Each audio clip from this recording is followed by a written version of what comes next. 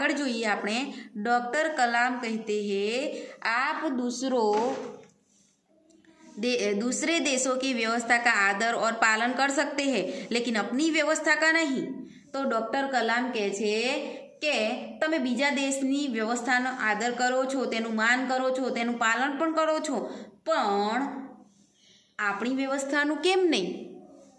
भारतीय धरती पर कदम रखते ही आप सिगरेट का टुकड़ा जहाँ तहाँ फेंकते हैं, तो तमे बीजे जाओ छो ज्यारे, बराबर सिंगापुरनी अंदर तमे सिगरेटनो टुकड़ो गमे त्या सड़कों पर फेंकता नहीं, परंतु भारतीय धरती पर कदम रखते ही आप सिगरेट का टुकड़ा जहाँ तहाँ फेंकते हैं अने भारत में आवता तरत ज तमे तमारा नियम ने भंग करवा मंडो छो। कागज के पुर्जे उछालते हैं, कागळना जे टुकड़ाओ होय छे ते तमे उछाळो छो।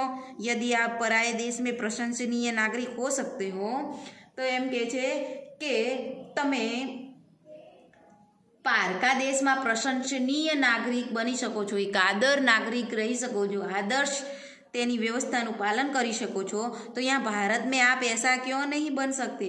तो तमे अहीं भारत में तमे आवा केम नहीं बनी सकता? डॉक्टर कलाम ने मुंबई के पूर्व महानगर पालिका आयुक्त तिनायकर के हवाले से कहा। डॉक्टर कलामे मुंबई महानगर पालिका कमिश्नर तिनायकरनो हवालो आपता कहूँ, अमीर लोग अपने कुत्तों को सड़कों पर घुमाने निकलते हैं और जहाँ तहाँ गंदगी बिखेर कर आ जाते हैं, और फिर वही लोग सड़कों पर गंदगी के लिए प्रशासन पर दोष मढ़ते हैं। तो डॉक्टर कलामे जे मुंबईना महानगरपालिकाना कमिश्नर तिनायकर छे तेमने हवालो आपता कहूँ, पैसादार लोग रस्ता पर तेमना कूतराने फेरववा निकळे छे अने ज्यां त्यां गंदगी करे छे अने पछी ए ज लोको सड़कों परनी गंदगी माटे सरकारने दोष आपे छे। बोलो, तो अब्दुल कलाम एवुं कहेवा मांगे छे कि जे व्यवस्था माटे आपणे बीजाने दोष आपीए छे, आपणे क्लासनी अंदर अमुक नियमों बनावेला छे कि तमे जे पेन्सिलनी अणी काढो छो एमांथी जे कचरो बहार निकळे छे ए तमारे कंपास बॉक्समां मूकवानो, तमारी नोटबुकना जे कागळो छे ए गमे त्यां फेंकवा नहीं, डस्टबीनमां मूकवा। जम्या बाद जे पण कंई तमाराथी गंदकी थई छे अथवा पाणी ढोळायुं छे तमारे तेमां ध्यान राखवानुं छे, व्यवस्था करवानी छे, बराबर। तो आ प्रमाणेना नियमो छे ज, बराबर, परंतु तमे केवुं करशो? आ बधा नियमो भंग करशो, पाणी ढोळशो, कचरो फेंकशो, पेन्सिलना टुकड़ा जे कचरो छे पेन्सिल छोलीने जे निकळे छे एनी काढशो अने પછી કહેશો કે અમારા આ ધોરણ 7નો ક્લાસ ગંદો છે, અહીંયા ગંદકી જ હોય છે, આ ક્લાસ જ ગંદો છે। અરે પણ તમે જે દોષ ધોરણ 7ના ક્લાસને આપો છો એ પહેલાં તમારે એ ક્લાસ માટે કંઈ ફરજો છે તો એ ફરજોનું પાલન પહેલાં કર્યા બાદ જ તમારે દોષ આપવાનો તમને હક છે। તમે પ્રશાસનને દોષ આપી શકો નહીં। ત્યારે અબ્દુલ કલામ કહે છે કે તમે પૈસાદાર લોકો જ્યારે રસ્તા પર કૂતરાને ફેરવવા નીકળે છે અને જ્યાં ત્યાં ગંદકી કરે છે અને પછી એ લોકો સડકો પરની ગંદકી માટે કોને દોષ આપે છે કે સરકાર જ આવી છે, સરકાર કંઈ સ્વચ્છતા રખાવતી નથી, આપણા દેશમાં ગંદકી જ છે જ્યાં ત્યાં, તો એ માટે પ્રશાસનને દોષ આપવો યોગ્ય નથી। क्या वे उम्मीद करते हैं कि वे जब भी बाहर निकलेंगे तो एक अधिकारी झाड़ू लेकर उनके पीछे पीछे चलेगा और जब उनके कुत्ते को हाजत लगेगी तो वह एक कटोरा उसके पीछे लगाएगा। जो विद्यार्थी मित्र तमे एवं विचारो कि सरकार आवी गंदकी करे छे, सरकार कई पगलू लेती नहीं, बराबर, तो शू तमे एवं इच्छो छो?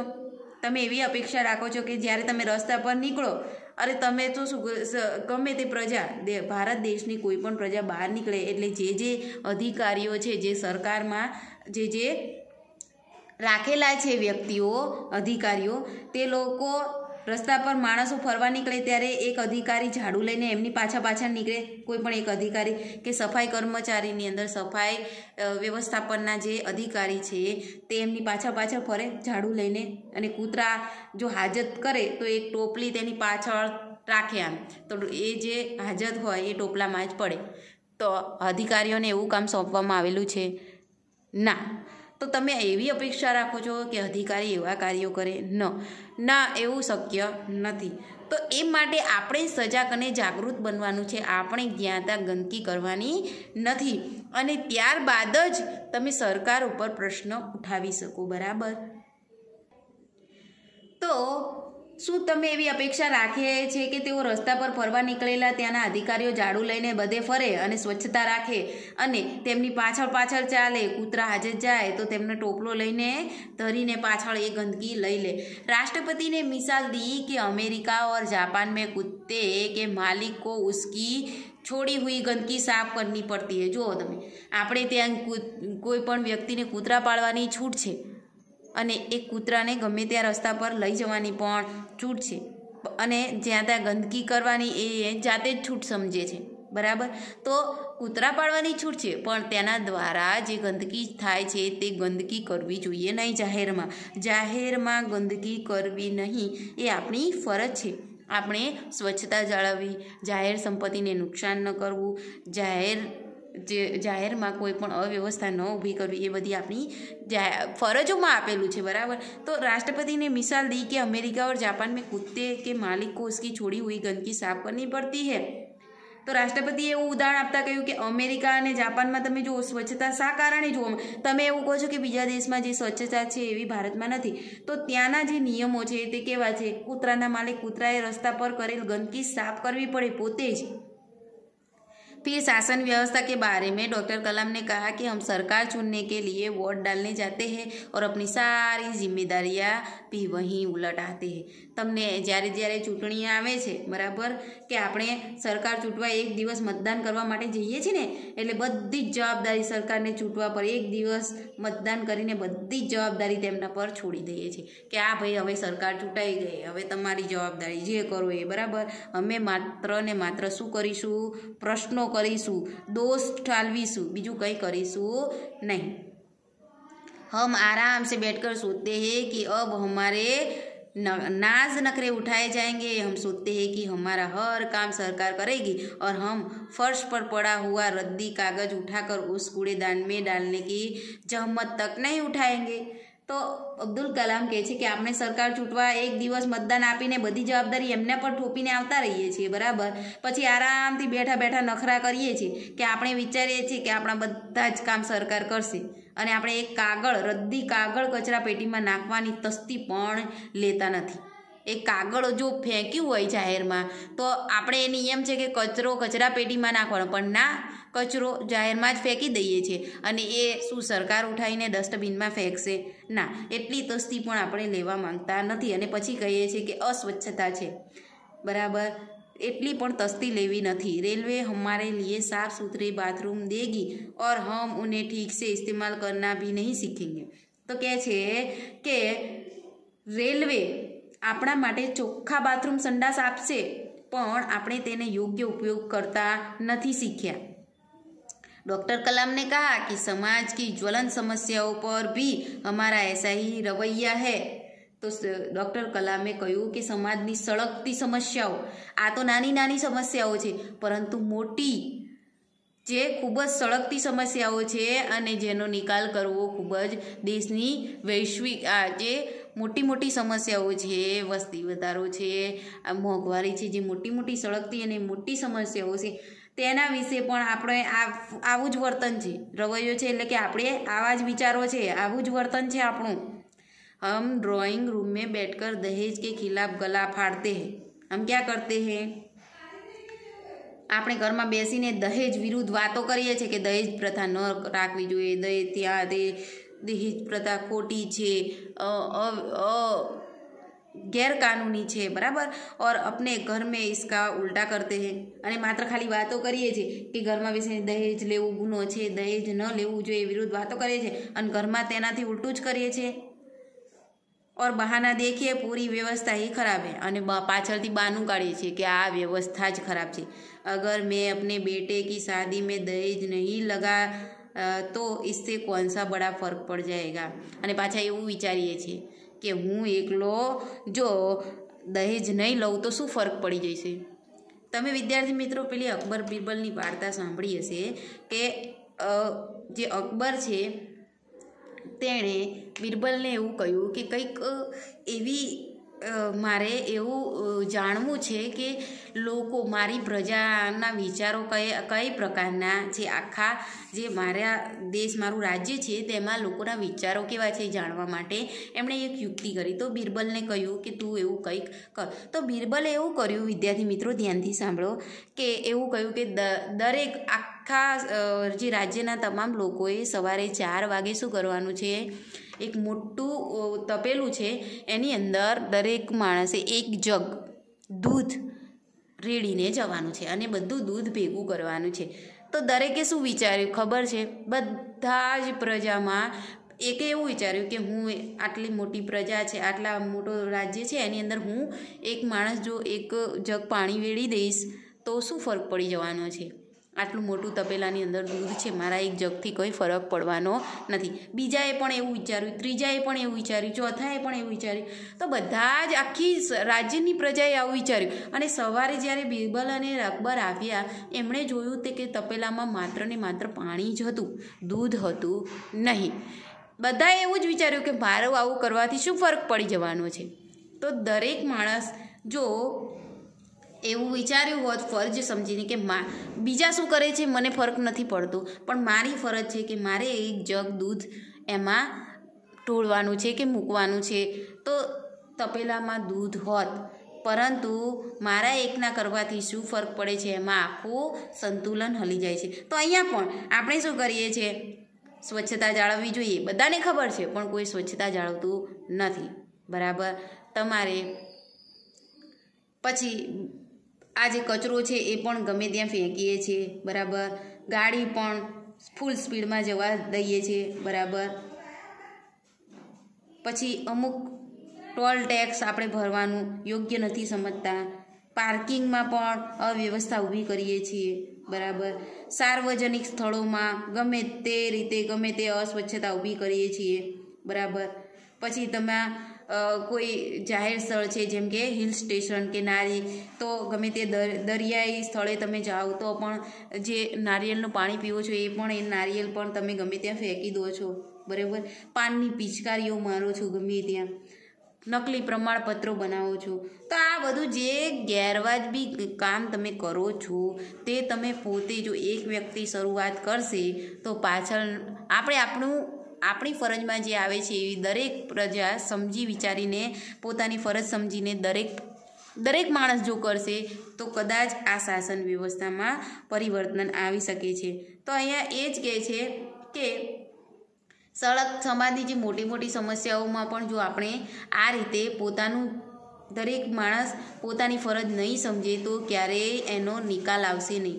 આપણે ઘરમાં બેસીને દહેજ વિરુદ્ધ વાતો કરીએ છીએ અને ઘરમાં તેનાથી ઉલટું કરીએ છીએ. બરાબર. અને બહારનું પાછું કેવું કરીએ છીએ કે આ વ્યવસ્થા ખરાબ છે. બરાબર. સરકાર ખરાબ છે, કાયદા ખરાબ છે. જો હું મારા દીકરાને લગ્નમાં દહેજ નહીં લઉં તો સમાજમાં શું ફેર પડવાનો છે? અને પાછા એવું પણ વિચારે છે કે મારા એકના દહેજ ન લેવાના કારણે શું ફરક પડી જવાનો, એમ વિચારીને બધા જ લોકો દહેજ લે છે. राष्ट्रपति ने इस संदेश में पूछा, इस व्यवस्था को बदलेगा कौन? तो હું એકલો આમ કરીશ તો નહીં ફરક પડે, બીજો એવું વિચારે હું આમ તો કરીશ તો નહીં ફરક પડે, તો પછી આ વ્યવસ્થાને બદલશે કોણ? यह व्यवस्था है किसकी? અને આ વ્યવસ્થાએ ઊભી કોણે કરી છે? દહેજ પ્રથા મારા એકલાના બદલવાથી બદલાવાની નથી. બરાબર. એવું કહે છે. તો કોના બદલવાથી બદલાવાની છે? અને આ વ્યવસ્થા ઊભી કોણે કરી છે? એવો પ્રશ્ન અબ્દુલ કલામ દેશની પ્રજાને કરે છે. आप आसानी से कह देंगे व्यवस्था में शामिल है हमारी पड़ोसी, आसपास के घर, अन्य शहर, अन्य समुदाय और सरकार. અને તમે તુરંત જ કહેશો કે આ વ્યવસ્થા આપણા પાડોશીએ કરી છે, આજુબાજુવાળાએ ઊભી કરી છે, અન્ય શહેરોવાળાએ ઊભી કરી છે, બીજા સમુદાયો, બીજા જાતિ જ્ઞાતિવાળાએ ઊભી કરી છે, સરકારે ઊભી કરી છે. પરંતુ લેકિન મેં ઓર આપ કતઈ નહીં. અને પરંતુ આપણે શું કહેશું? હું અને તમે નથી, હું પોતે પણ નથી અને તમે પણ નથી. जब कुछ अच्छा करने की हमारी बारी आती है तो हम अपने परिवार को सुरक्षित कवच में घेर लेते हैं. તો આપણે શું કરીએ છીએ? જ્યારે કંઈક સારું કરવાનું આવે ત્યારે આપણે આપણા પરિવારનું હિત જોઈએ છીએ. બરાબર. दूसरे देशों की ओर निहारते हैं और इंतजार करते हैं कि कोई मिस्टर क्लीन आएगा, अपने जादू हाथों से चमत्कार करेगा, और ऐसा नहीं होता तो आप देश छोड़कर ही चल देंगे। અને આમ કેવું વિચારો છો?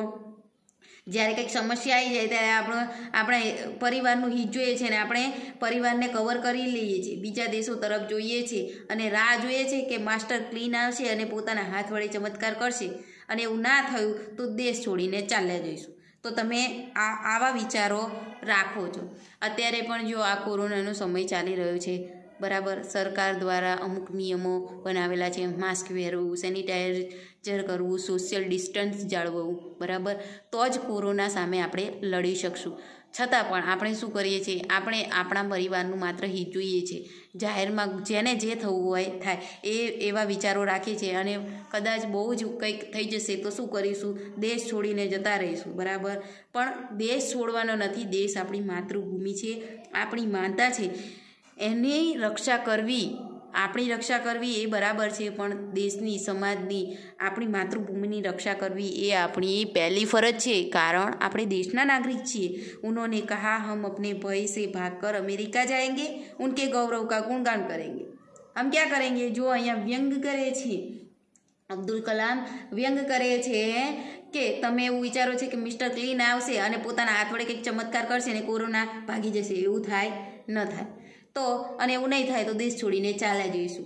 તેમણે કહ્યું કે આપણા ભયથી ભાગીને અમેરિકા જઈશું, આ એવું વિચારે કે અમેરિકા જતા રહીશું અને તેમના ત્યાં જઈને ગુણગાન ગાઈશું કે વાહ વાહ, શું અમેરિકાના લોકો છે, અમેરિકા કેવો સરસ દેશ છે, એવા ગુણગાન ગાઈશું, બરાબર।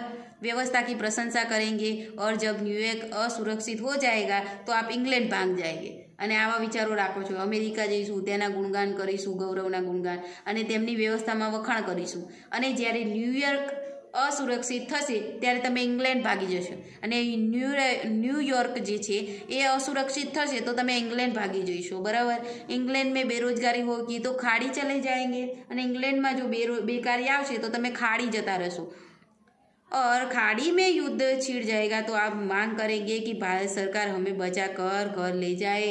અને પાછા જો તમે ખાડીમાં જશો અને ખાડી બાજુ યુદ્ધ થશે તો પાછા તમે કેવી માંગ કરશો? જો ભારત સરકારની પાછા અપેક્ષા કરશો કે તમે માંગણી કરશો કે અમને બચાવવા આવે અને અમને સ્વદેશ પાછા લઈ જાય। જ્યારે દેશને તમારી જરૂર હતી ત્યારે તમે દેશ છોડીને ચાલ્યા જાઓ છો, અને પછી કંઈક મુશ્કેલી આવે ત્યારે દેશને યાદ કરો છો અને સ્વદેશી હોવાનો ये करो छो, व्यंग करो छो, અને કહો છો કે હું દેશનો नागरिक છું। हर कोई देश को गाली देने की तैयारी कर रहा है, पर व्यवस्था में सकारात्मक योगदान के बारे में नहीं सोचता है।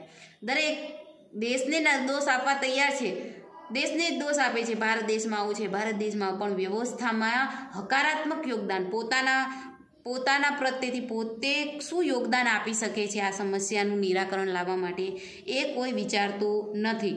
क्या हमने अपनी आत्मा को पैसे के हाथों गिरवी रख दिया है? શું તમે આપણા આત્માને પૈસાના હાથમાં गिरवी મૂકી દીધો છે?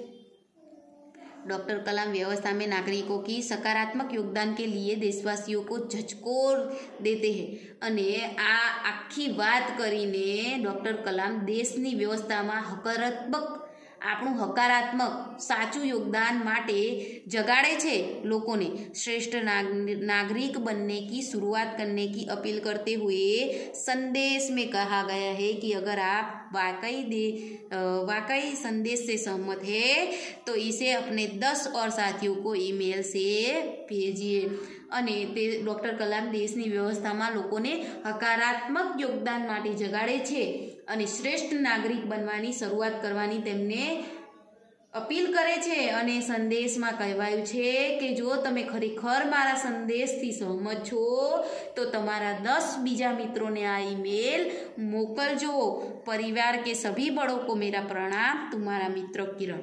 તો કુટુંબના બધા વડીલોને મારા પ્રણામ, તારો મિત્ર કિરણ। તો આ કિરણે આ ઈમેલ વાંચ્યો હતો અને હર્ષને મોકલ્યો હતો, અને આ ઈમેલ જે છે એ અબ્દુલ કલામે દેશવાસીઓને મોકલ્યો છે અને કહ્યું છે કે જો તમને યોગ્ય લાગે મારી વાત અને તમે સહમત હો તો બીજા 10 વ્યક્તિઓને તમે આ ઈમેલ મોકલજો। તો કિરણ નામના વિદ્યાર્થીએ આ ઈમેલ વાંચ્યો અને તેના મિત્ર હર્ષને મોકલ્યો હતો, બરાબર. તો આ હતો ડૉક્ટર અબ્દુલ કલામનો દેશવાસીઓને પત્ર કે લોકોને તેમની ફરજોમાં શું આવે છે તે સમજાવવાનો પાઠની અંદર પ્રયત્ન કર્યો છે કે જે હકો જે આ પ્રશાસનને આપણે દોષ આપીએ છીએ એ માટે આપણે પહેલાં પહેલ કરવાની છે અને આપણી ફરજોનું આપણે પ્રથમ પાલન કરવાનું છે, ત્યારબાદ જ આપણે પ્રશાસનને દોષ દઈ શકીએ છીએ. તો અહીંયા આપણો પાઠ પૂર્ણ થાય છે.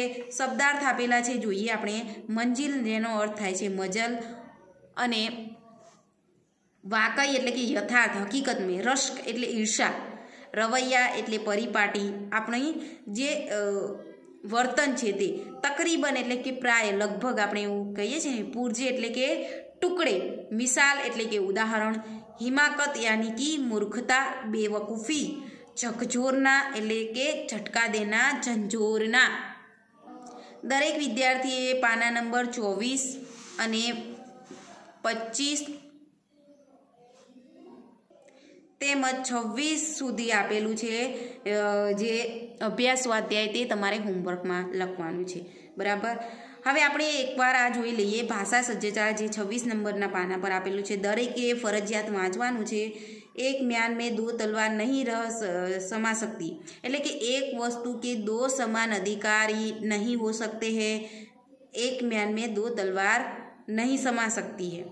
खोदा पहाड़ और निकला चूहा, अधिक मेहनत लाभ कम, વધારે મહેનત કરીએ અને આપણને જે લાભ છે તે ઓછો થાય. ज़्यादा मुनाफे के लिए उसने बड़ी होटल बनाई थी पर पूरे साल में उसको नाम मात्र का ही मुनाफा हुआ.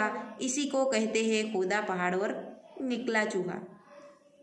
जिसकी लाठी उसकी भैंस, शक्तिशाली की ही जीत होती है. सेठ जी ने अपने निर्दोष नौकर पर चोरी का इल्जाम लगाकर उसे 2 साल के लिए जेल भिजवा दिया.